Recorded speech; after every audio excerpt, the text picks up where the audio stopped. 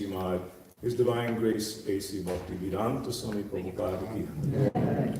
Jai Nityalila Bhavishta Om Vishnu Pad Paramahamsa Paribraja Pacharya Asto Tarasita Shrimad, His Divine Grace Srila Bhakti Siddhanta Saraswati Goswami Prabhupada ki. Ananta Koti Vaishnava Vrinda ki. Namacharya Haridas Thakur ki. Prem se kaho Sri Krishna Chaitanya Prabhu Nityananda Sri Advaita Gadadhar Shivasari Guru Bhakti Pujiki Shri Radha Krishna Gopinath Shama Gun Radha Gun Giri Govardhanis. All glories to the assembled devotees. All glories to Sri Guru Shivaranga.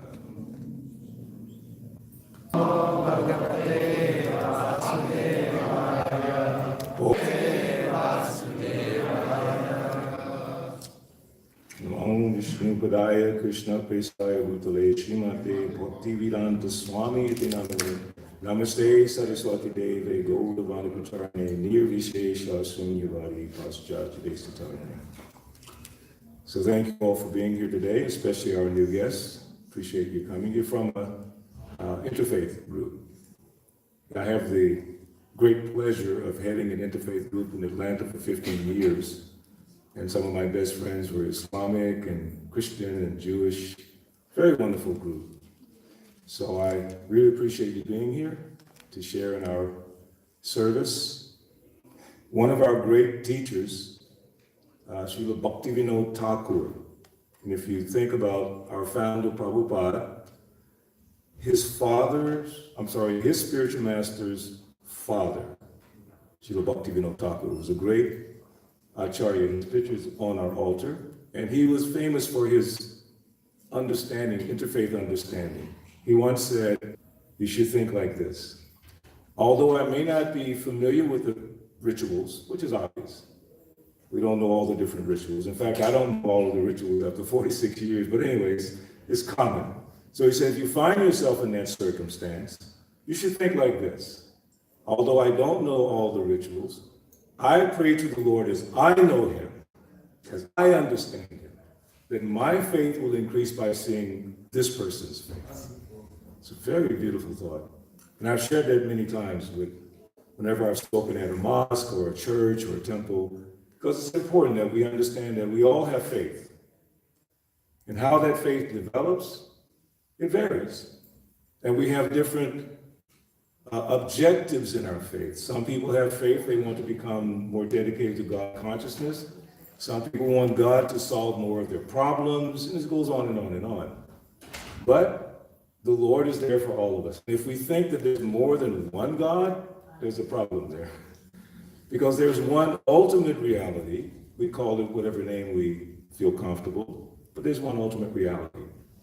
And obviously, we all come from that, some way or another, which makes us spiritually related on a transcendental level. So in our philosophy in Krishna consciousness, the very first lesson of our most important book is we are not these physical bodies. We're different from these bodies.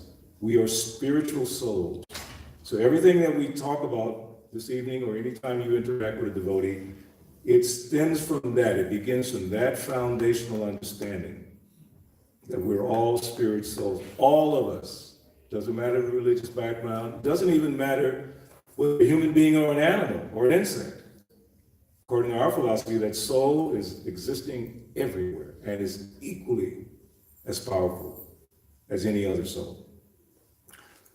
So with that as the backdrop, tonight we're reading from the Srimad Bhagavatam, which is one of our most important literatures.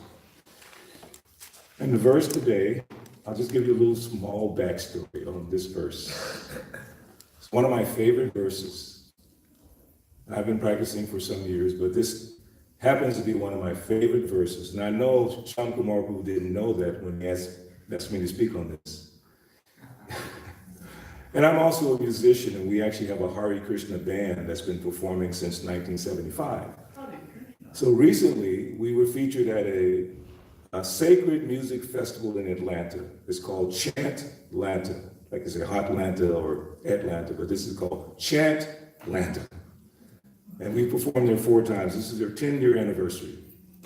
So just prior to that, I just had this deep inspiration. I wanted to take this mantra that we're chanting tonight and put it to music. Just so happens our guitar player had this beautiful phrasing, chord phrasing. And at a rehearsal one morning, I just fitted on top of that phrasing. It became just a beautiful song. So when we performed it at Chant Atlanta, I took the opportunity to explain to the people this song. Nama Pankaja Nabaya. Say that. Nama Pankaja Nabaya. Nama Pankaja Maline. Nama Pankaja Maline. Nama Pankaja Netraya. Nama Pankaja Netraya. Namaste Pankajamriya. Namaste Pankajamriya. So what I explained to them was that my spiritual master, the founder of Hare Krishna, once had a meeting with George Harrison from the Beatles, John Lennon from the Beatles, and Yoko Ono. When Prabhupada first went to England, there was no Hare Krishna temple when he first went. So he stayed at what's called Tetonhurst, and that was the home of John Lennon. He stayed there for quite some time. So he had a meeting with them, and in that meeting, he described to them, there's so many Vedic mantras, and you can make songs with these mantras. And then Prabhupada immediately started singing Bhagavatam verses to John Lennon, Yoko Ono, and George Harrison. He never took a Bhagavatam verse to make it into a song. But Namah Pankaja Nabaya, Namah Pankaja Maline, Namah Pankaja Maline, Namah Pankaja Netraya, Namah Pankaja Netraya. Did I miss it? No. What's the last part? Nama Pankaja. I wish I could sing it for you. I don't have my guitar player and all that good stuff. If I could remember right now. But I want to get into the discussion because this verse describes the Lord, and this is what I explained to the group of 1,000 people. This verse describes the Lord with reference to the lotus flower. How does it go? Nama Pankaja Nabhaya. Unto the Lord, who has a specific depression resembling a lotus flower in the center of his abdomen. Beautiful. His abdomen is being compared to like a lotus. He's decorated with a garland of lotus flowers. Nama Pankaja Netraya. One whose glance is as cooling as a lotus flower. Namaste Pankajamriya. Unto you, the soles of whose feet are engraved with the lotus flowers and who are therefore said to possess the lotus feet. So Krishna is always described as lotus feet. So this is giving that beautiful comparison. So the people there were very encouraged by this idea of God having such a beautiful description. So at the end of the program, the coordinator, very good friend, he came to me and said, Balabhadra, that Nabhaya song, I really like it. It's very beautiful. I really like that song. I said, thank you. Very encouraging. Is that my phone or someone else's phone? Somebody else's. You might want to answer. It might be important. So let's look at the translation, and we'll have some brief discussion. Haribol Hariyasha Prabhu, come forward. Give us your association. My respectful obeisances are unto you, O Lord, whose abdomen is marked with a depression like a lotus flower, who are always decorated with garlands of lotus flowers, whose glance is as cool as a lotus, and whose feet are engraved with lotuses. So that's the translation. Now, in the purport, I'm going to read it. There's two aspects to this purport. One is very, very simple and sweet. The other one is controversial. I'll give you a heads up. One side is very simple, very sweet. The other side is a little controversial. And we will discuss the controversial aspect as well. But beginning with the purport, by the founder of Hare Krishna, His Divine Grace, A.C. Bhaktivedanta Swami Prabhupada. Which Swami? I don't know. Devamrita Swami. You know, oh my gosh, she is right on time, isn't she? Which Swami do you want? The only one I know. That was cute. It's funny when Siri says my name, she said, Bulu Bulu Das. She can't figure out how to say Balabhadra Das. By the way, my name is Balabhadra Bhattacharya Das. Purport. Here are some of the specific symbols or symbolic marks on the spiritual body of the personality of Godhead, which distinguish his body from the bodies of all others. They are all special features of the body of the Lord. The Lord may appear as one of us, but he is always distinct by his specific bodily features. So that's the first part of the discussion. And I went ahead to try to find some further description about the Lord's specific symbolic representation. So I came across this really nice description here. It's from the Srimad Bhagavatam, 10th canto. And it says, the marks of the flag, lotus, thunderbolt, elephant, gold, barleycorn, and so forth, on these footprints clearly distinguish them as belonging to the great soul, to that great soul, the son of Nanda Maharaj. So Krishna is known as the son of Nanda Maharaj. Now, from a religious perspective, it gets a little complicated.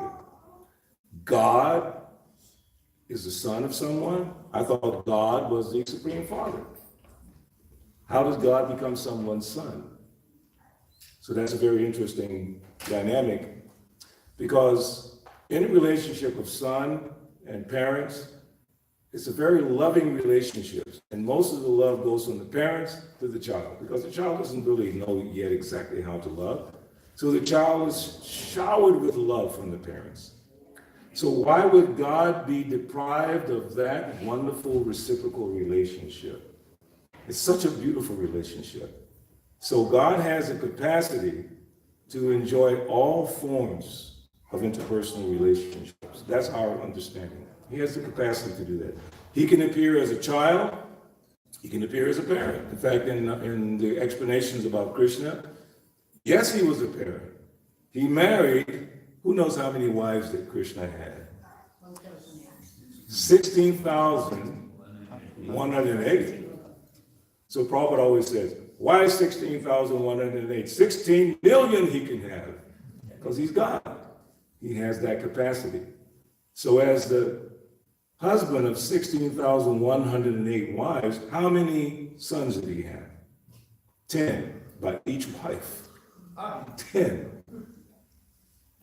Don't get too shocked from our group. Don't be too shocked. So that was like how many thousands of sons and children he had.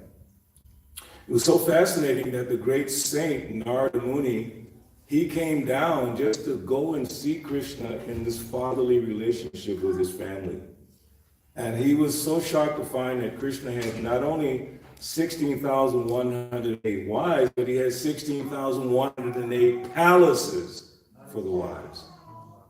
And not that each wife had to wait 16,107 times to be with their husband. He expanded himself 16,108 times to accommodate. Prabhupada said, he's God. So we cannot imitate that. Even though some people, especially in the 60s when I grew up, some of you might be around that age, it used to be this phrase, you can become God. Practice meditation, because I was studying under a different teacher in 1970. And the idea was that you can become God by chanting this mantra. And I'm sitting there in my old neighborhood trying to become God by chanting some mantra. It didn't really happen. Because I did not understand how great God was. This is a problem. People start to think that they can be God because they don't understand who is God or what is the capacity of God.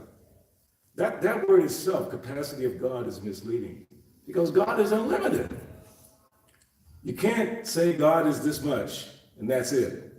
Because in God's understanding, it grows, it expands. Everything expands eternally. His capacities, his energies keep expanding. He has so many of them. There's a Sanskrit verse, Prasya Shaktir Vidaiva Shrujyate. So Bhabiki Jana Bala Kriyacha. He has unlimited energies. We have energies, but they're limited. We have abilities, but they're limited. God is unlimited. That's something we learn. So I didn't know that growing up. I grew up as I'm from Atlanta, Southern Baptist, so I went to church a lot until the age of 12. I actually stopped going to church when I was 12. Because I had some questions I really couldn't get answered from the ministers or whatever. And I was really seeking, even at a young age. So when I was exposed to this idea of God being a person, God being unlimited, an unlimited person, because you might think God is unlimited, therefore he can't really have a form, because the form is limited. So I had no idea about spiritual form, unlimited form, or an unlimited nature in a spiritual form. And that was enlivening to me. Wow, this is incredible. So what to speak of God having, we call pastimes in the famous book Srimad Bhagavatam, it's beautiful pastimes of Krishna. We say Krishna and we mean God. I'm sure you've all heard that before. Krishna means God. That's how we understand God. But God is unlimited and unlimited in his forms and unlimited in his names. Help me out from the interfaith perspective. There is a verse in Matthew, I believe it says, wherever two or more are gathered in my name, I am there. Does anyone know that verse from Matthew? Yes. Two or more gathered in my name, I am there. Who is the I? What is this I am there? If God is not a person, who's the I? It's like we say, my hand. Baby just confirmed it, right? See, she's holding her hand up. You don't say, I hand. We say, my hand. Who is the mine? Because we're thinking, this is us, generally speaking. Until we become self-realized, we think this is us. So I say my hand, my leg, my head, my arms, my eyes, yes, but who is the mine? So God says, wherever two or more are gathered in my name, I'm there. Who is that mine? First, to start with ourselves. Who are we? And then we have to try to understand who is God. God is a person. So he has unlimited names. There's one series of names that we chant. It's called Vishnu Sahasranam. That means the 1,000 names of Vishnu. Vishnu Sahasra Nama. Nama means name. So 1,000 names of the Lord. I was recently at a program in Atlanta, and one nice Mataji, she organized the Vishnu Sahasranam, and they were singing it in South Indian style, very fast. In South India, they do very fast mantras. And I was trying to keep up, but it was just very beautiful. And then, do we think that God's names are only limited to those who practice Hindu culture or Vedic culture or Krishna consciousness culture? No. God has unlimited names. Prabhupada basically said any name that indicates the supreme, not the intermediates. They're intermediates. Demigods, we call them in our Vedic culture. Also in the Bible it says, let us make man in our own image. Who's the us? Who is that us? Are there more people, more persons working with God? Of course. The angels and all various persons. So there are unlimited names to represent God as the supreme personality or supreme source of everything. In the Bhagavatam, what is that? What is that first verse in Bhagavatam? Who knows the first verse of Bhagavatam? Janmadyasya yataha. And the definition that Prabhupada gives of God, that from which everything has emanated. Repeat that, please. That from everything is emanated. That from which everything is emanated. There can't be a more concise definition of God. Everything has come from God. Call it what you will. You want to say it's female, you want to say it's male, I'm not going to fight over that. But everything came from something. There's some types of philosophies that say the Big Bang. So we always jokingly say, there had to be something to go bang. Some elements had to come together to go boom. Where did that come from? That's God. Because he's the source of everything. So for his different activities, there are different names. Just like for me, one person. I have so many names. Some of them I won't mention here because they're from my old time back in the day. But I have so many nicknames. We call them nicknames. I don't know what you say in India. You have the same terminology. Some people call me that. Some people call, because I was a musician, I had a musician's nickname. And in high school, another name. And my son's so funny, he called me Dada. Now, as a professional musician, that's his name, Dada. Because he gave me that name. So God has all these names. What does the name Govinda mean? Who knows? Govinda. We have so many Govinda restaurants in ISKCON, but what does the name Govinda mean? Just say it. Huh? One voice at a time. Go ahead. Yes. Cows, senses, and the land. Govinda. What about Shyam Sundar? Vishnu Vidal was explaining Shyam Sundar the other day. What does Shyam Sundar mean?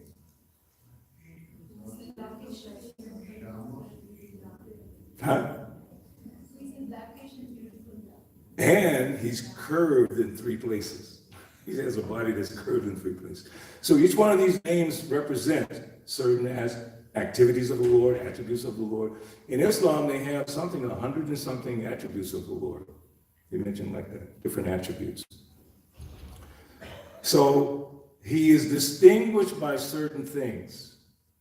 In this, what I just read to you, the purport says, Srila Vishwanath Chakravarti Thakur, in his commentary on this verse, gives the following scriptural information about the symbolic markings on the lotus feet of Krishna. Would you like to hear some of those? Yes. Yes means you get prasadam. Yes. No means you don't get prasadam.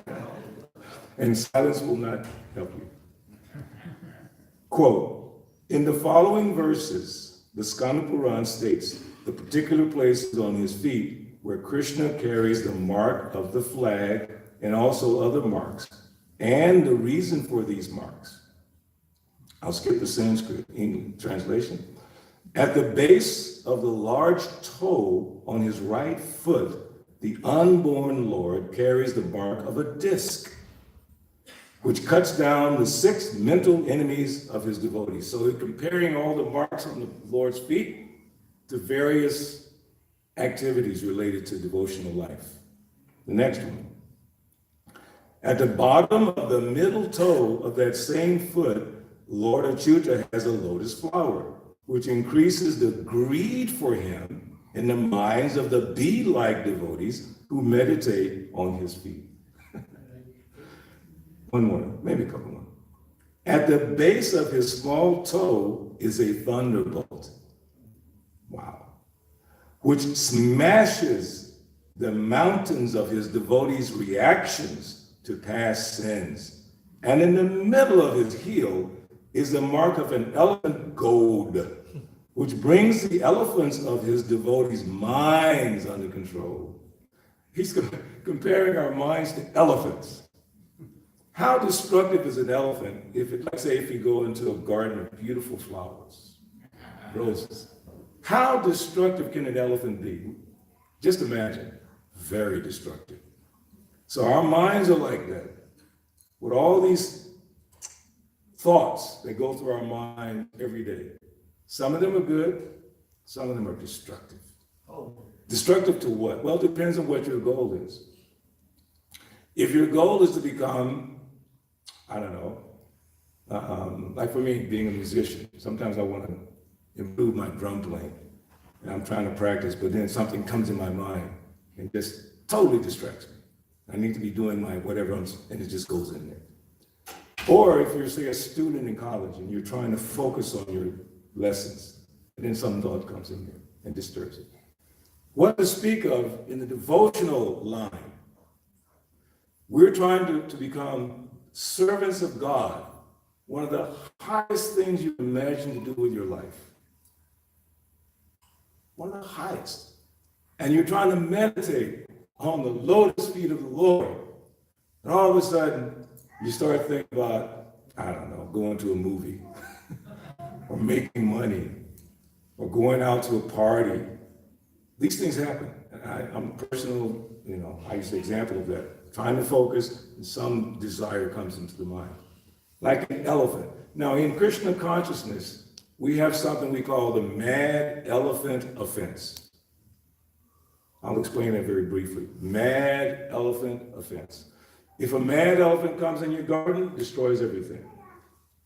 So if you as a devotional practitioner, doesn't matter which religion you're from, as a devotional practitioner, if you offend, especially a harmless person, especially another devotional practitioner, it's like a mad elephant coming into your garden of devotional development. We're trying to develop our spiritual life. There's another phrase, it's called Bhakti Lata Bija. Say it with me. Bhakti Lata Bija. Bija means the seed. So the Bhakti Lata Bija is the seed of devotion. And there are things that can help it grow. Just like if you plant a seed in the ground, you do. You water it. Like my wife in Atlanta, she catches all the rainwater. So she has all her different plants. And she goes around with the rainwater and she waters those nice plants. And they keep growing. It's very nice, you know. So in our devotional practice, how do we water the seed of devotion that's been given to us? Let me explain what the seed of devotion is first. The seed of devotion are the rules and regulations of Bhakti Yoga. That's given to you by the spiritual master. Do like this, don't do like that. Do like this. How do you water that? Hearing and chanting. Hearing and chanting what? The newspaper, CNN, whatever. No. The glories of the Lord from whatever tradition we come from. I'll give you a nice story. I was speaking at this very famous historically black college in Atlanta called Morehouse College. You may or may not have heard of it, Morehouse College. And I gave a nice talk there to the students. I always love talking to students. So at the end of my lecture, this one student, kind of a muscular young man, came up to me in kind of a private setting. He said, I really hope you can help me. I went, really? Okay, I'll try my best, you know. He said, I'm striving to be an Olympic athlete. But I have a problem. In the morning, it's hard to get focused. Sounds like you have some idea about that. I said, what is your faith tradition? He said, I'm Baptist. That's okay, I grew up as a Baptist. I can identify with that. I said, what I would suggest you do, because I'm thinking from my own experience as a devotee, what we do for our guests, normally the idea is that we wake up very early. When I say normally, that means that some people have to go to work, some people have so many things to take care of children. But normally the training is, we start our day at 4:30 a.m. Now, when I was a young celibate student back in the 70s and 80s, I used to wake up at 2:30 a.m. because I wanted to get really into it. So we wake up at, go to our service at 4:30 a.m. And we start our meditation by worshiping Krishna in his various forms. And then we start our chanting on our beads. We have these beads called japa beads. And we chant individually. All together we chant in the room, we chant Hare Krishna. Hare Krishna, Krishna Krishna, Hare Hare, Hare Rama, Rama Rama. And we chant for approximately 2 hours. Just that one mantra, almost 2 hours. And honestly speaking, I've been chanting for 46 years, and I get excited every day to chant. It's just beautiful. Like Prabhupada would jokingly say, you try saying Mr. John, Mr. John, Mr. John, Mr. John, Mr. John for 40 years. See what will happen. You go crazy.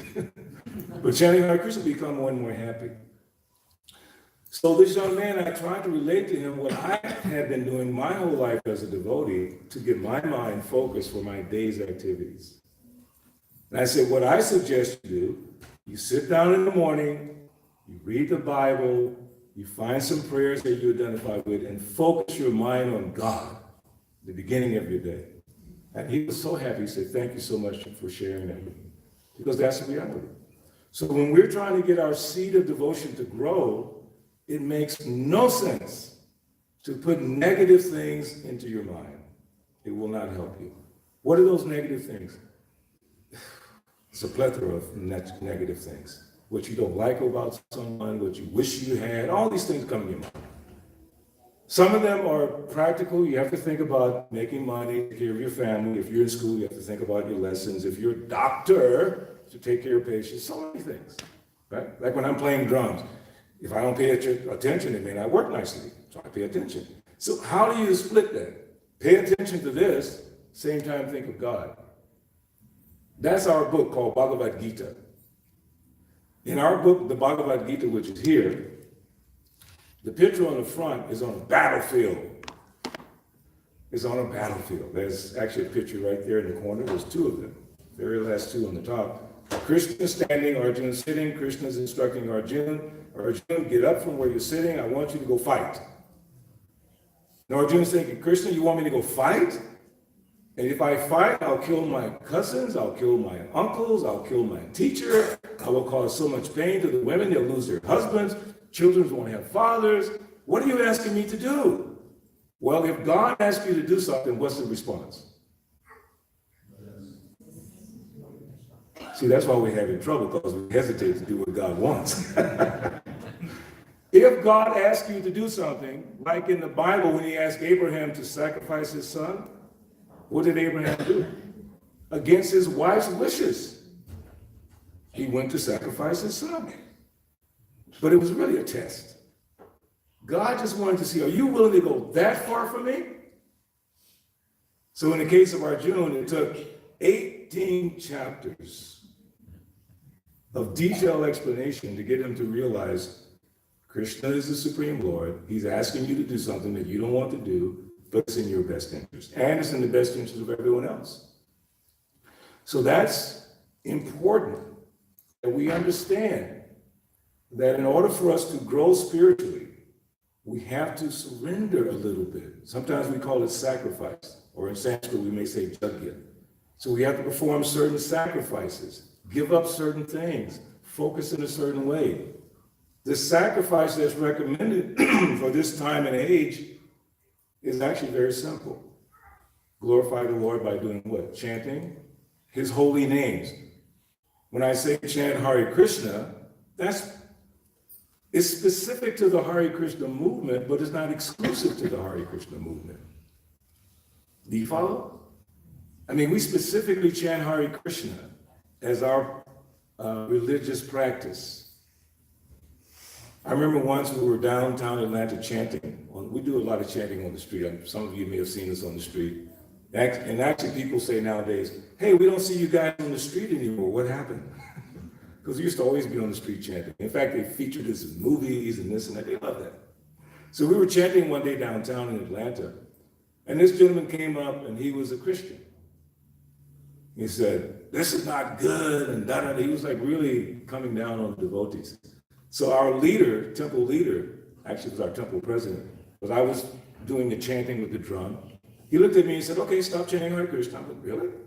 He said, chant Jaya Jesus Christ. I said, what? He said, trust me, chant Jaya. Jaya means all glory.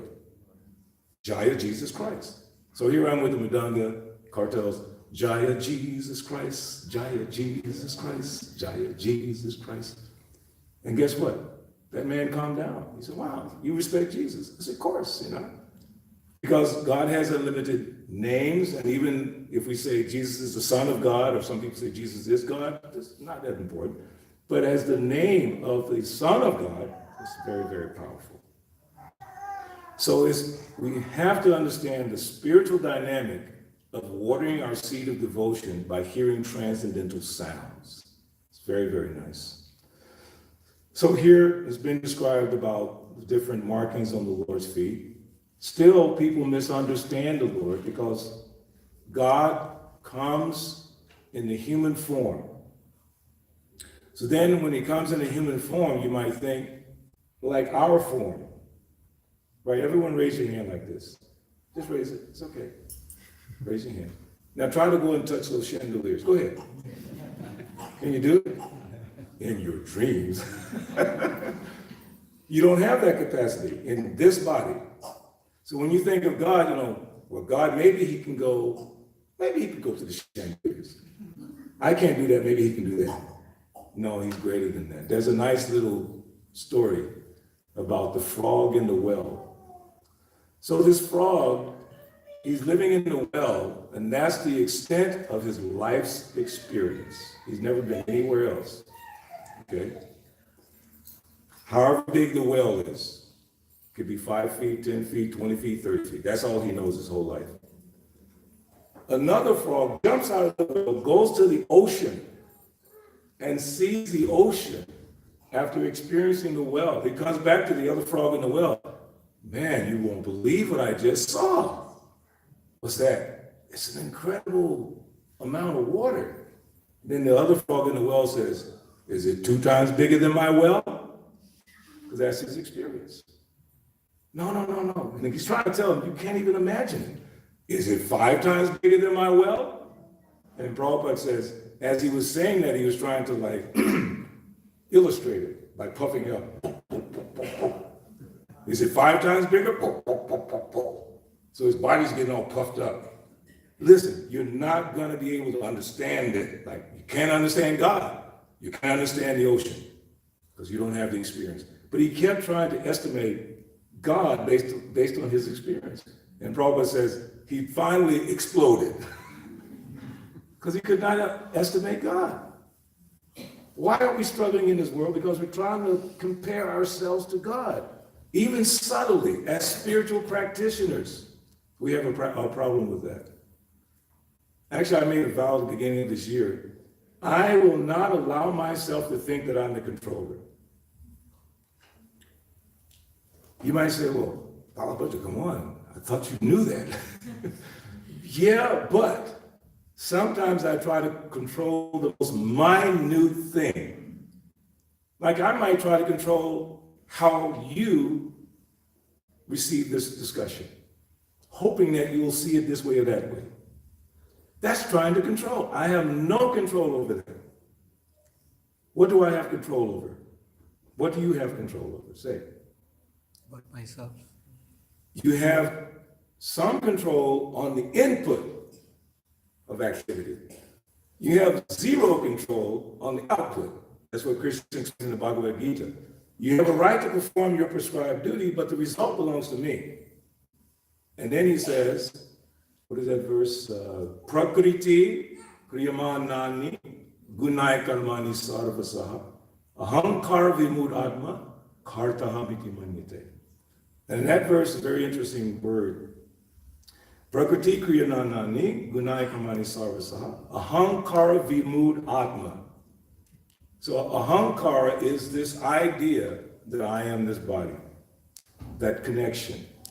I'm black, I'm white, I'm a man, I'm a woman, I'm young, I'm old. That's all coming from ahankara.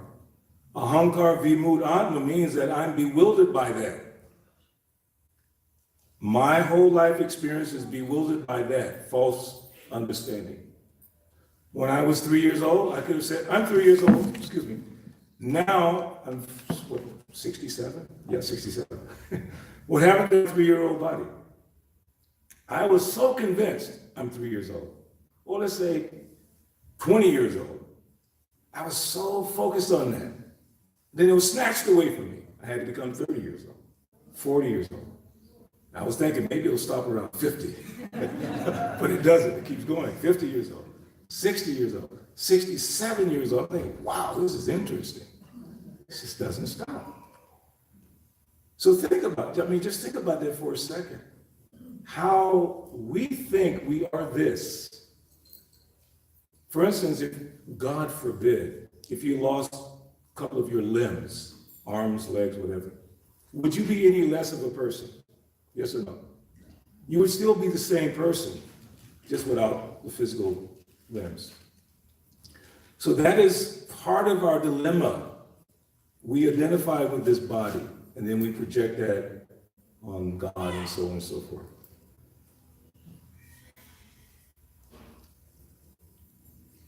So in the Bhagavad Gita, let me just give you the verse I was thinking of. It's from the 9th chapter, text 11. Avijanati ma mudha manusim tanamasritam rambhavam jananto mama bhuta maheshwaram. And the translation is, fools deride me when I descend into human form. They do not know my transcendental nature as the supreme Lord of all that be. So because God comes in a form like a human being, we think God is like us. It's like even God is depicted sometimes like Atlas holding up the world. Or I believe in the Sistine Chapel, God is there, but he's like an old man with big muscular body. Because people don't know what is God. They're trying to understand God. In Krishna consciousness, in the Vedic philosophy, we see God as this beautiful, as you say, Govinda or Shamsundar, or this nice little boy Krishna who appeared 5,000 years ago, beautiful pastimes. But we don't see him as limited. In fact, there's a nice pastime when Krishna's mother, in his earthly relationship, she had been told that Krishna as a child was mischievously eating dirt.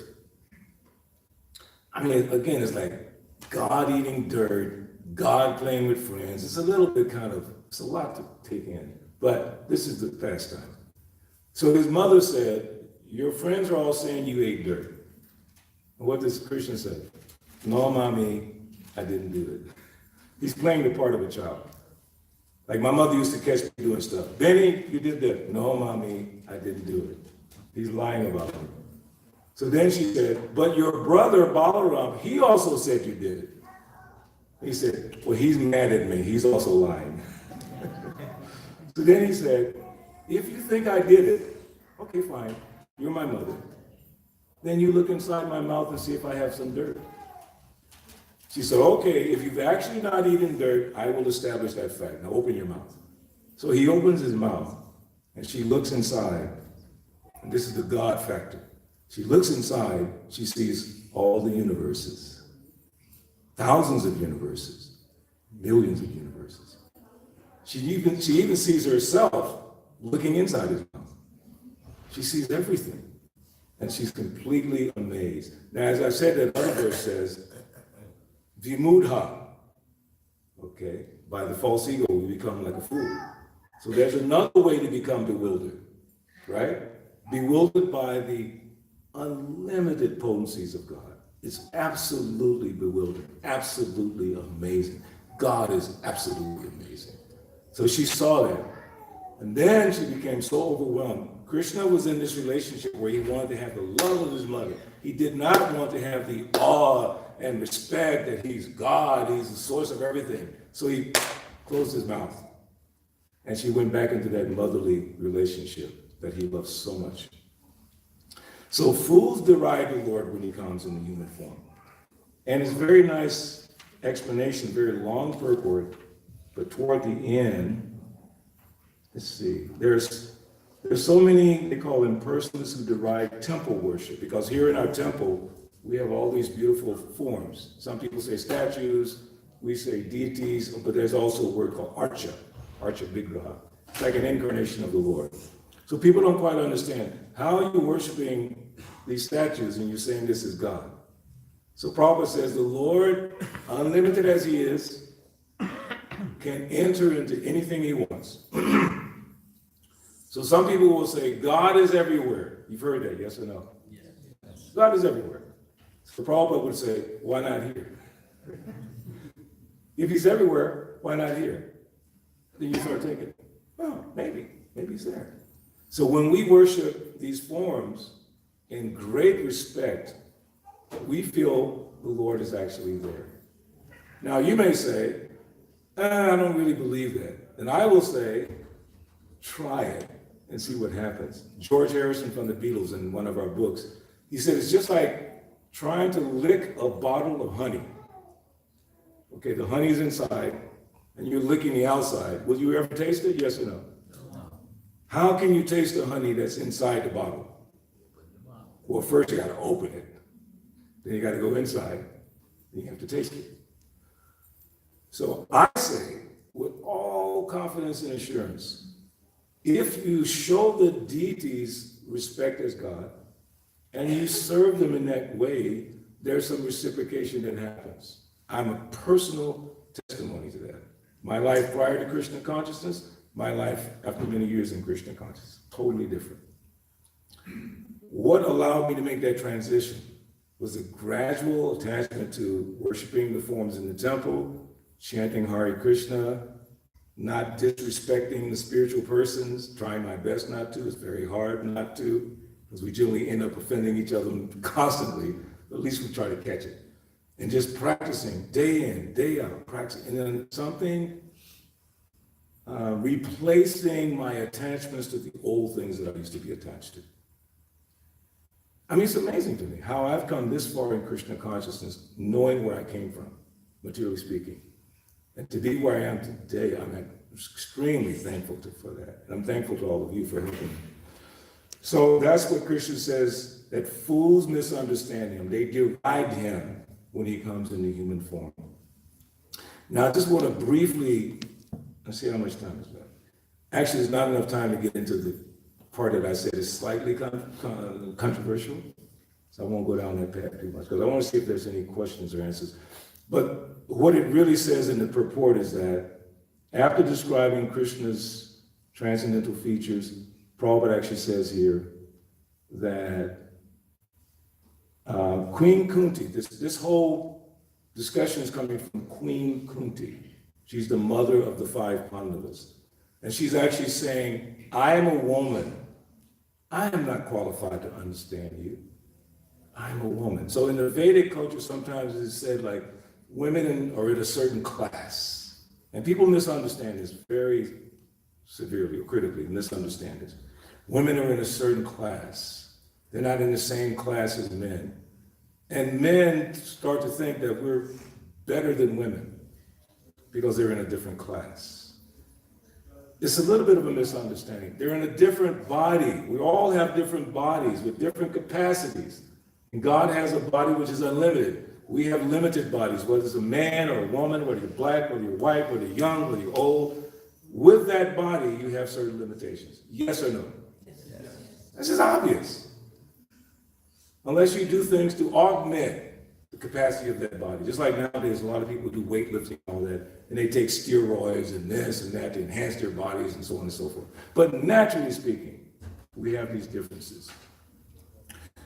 But another verse that I wanted to share, right, I'll end with this one, from the same chapter 9, Krishna resolves this issue beautifully in chapter 9, let's see, it says 22. Maybe I missed the one. It says, Mahi Parta Yapasritya Yepi Shu Papajonia Striyo Vaishas Tata Sudra Tehi Yanti Parangatim. It doesn't matter if you're a woman, if you're from the class called Sudra, which is a working class, or Vaishya, which is a mercantile class. Tepi Yanti Parangatim. That means you're all qualified to go back to the spiritual world. Now, it all depends on if your ultimate goal is to go back to the spiritual world, or if your ultimate goal is to become equal in this world. If your focus is, well, I want to be respected in this world as a black man or a white man or a woman or this or that, that's my goal, then I would say you won't get very far, because ultimately you have to die and give up this body. Yes or no? We all have to give up this body. So no matter how attached we are to the female body or the male body, young body or the old body, we still have to give it up. One time a gentleman asked Prabhupada, Swamiji, are you prepared to die? What do you think Prabhupada said? He said, prepared or not prepared, you have to die. It doesn't matter. So man, woman, black, white, Indian, young, old. It matters in the sense that we have to live in this body, take care of it, do the best you can, appreciate everything about where you were born, your culture, your race, your ethnicity, all that stuff, appreciate it. But don't be bewildered by it. That's the advantage of Krishna consciousness. It teaches us how not to be bewildered by this. Use it. What God has given you is a gift. When God, he wants to bless us by giving us the gift of the human body. So take advantage of it, but don't be bewildered by it. Use the resources of it. Don't be bewildered by it. So what helps us not be bewildered? the first verse of the prayers given by Lord Chaitanya Mahaprabhu, which is Cheto Darpanam Marjanam Bhavamahadavatim Vapanam Swayakaya Chandrika Vitara Vijavadam Jivanam Anandam Buddhivardhanam Pratipadam Purnamrita Swadanam Sarvatma Snavanam Param Vijayate Sri Krishna.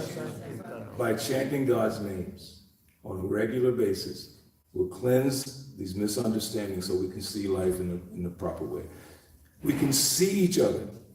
Prabhupada says at the end of this, everybody is the temple of the Lord. You all came in this room today and you're showing respect to this room. Yes, you better. It's a religious place. Even our interfaith guests, they're showing respect to this place. Whatever the standards are, we'll try to follow that. So why don't we show that same respect to each other? Because we don't understand that God is within each person. Each person is the temple of the Lord. Whatever respect that we've been trained to show in a temple, religious place, if we start showing that to each other, guess what will happen to the world? It'll become a beautiful place. I'll end with that old song that we used to sing in the 60s. What the world needs now is love, sweet love. Spiritual love, God love. So thank you very much. Hare Krishna, Krishna Krishna, Hare Hare, Hare Rama, Rama, Rama. Thank you very much. How do you doing?